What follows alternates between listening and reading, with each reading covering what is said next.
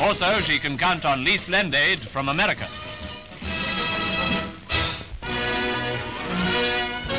Britain's Commander-in-Chief in the Middle East, General Sir Claude Auchinleck, went up to the forward areas in the Western Desert not long before our offensive opened. He saw that all ranks were fighting fit and ready for the trial of strength that lay ahead. And he presented decorations to 3 New Zealanders for their gallantry in the Crete Campaign. The VC to Lieutenant Upham, the DSO for Lieutenant Colonel Kippenberger, and to Major Lynch the Military Cross. Already, New Zealand troops fighting beside their comrades from the English counties have won fresh fame in Libya. Before the big push began, General Cunningham, commanding the 8th Army, had a word with his brother, Sir Andrew, Commander-in-Chief of the Mediterranean Fleet. 2 leaders who form a brilliant combination by land and sea. The fleet, of course, played a very big role in the actual attack on the Axis forces.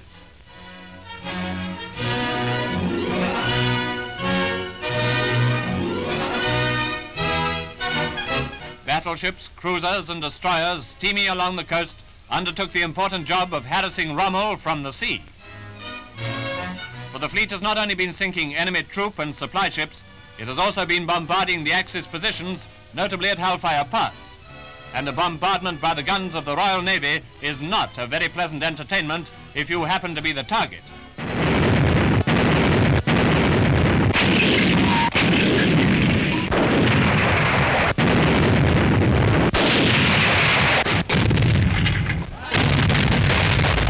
Ashore, General Cunningham's artillery too was busy putting on a pretty good show for the benefit of the Germans and Italians.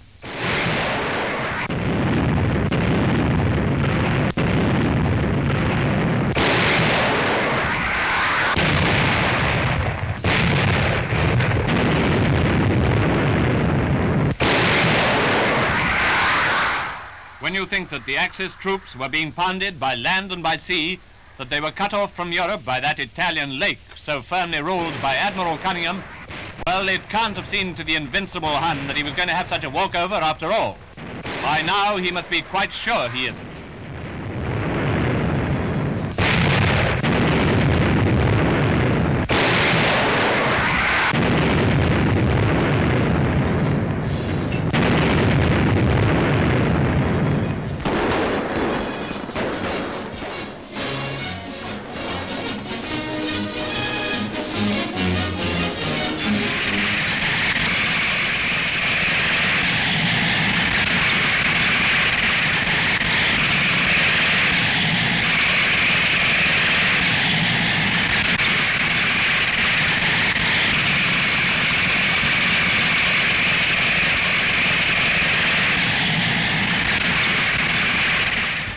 These new pictures show one phase of the British advance into Libya, a conference and vehicles crossing the wire.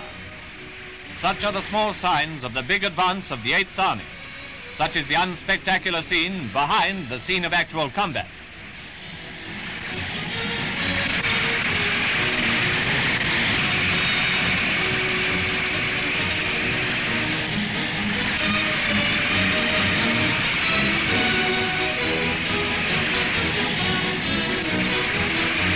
While British and German armored forces are locked in fierce conflict not so many miles ahead, vehicle after vehicle moves forward in support.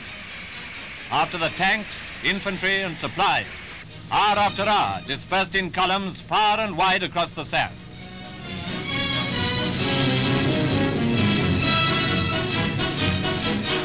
The battle ebbs and flows. Strange desert place names jump into the news, positions are taken, lost and retaken, while all Britain is waiting for the word victory, waiting with calm confidence in the Cunninghams and the men they command.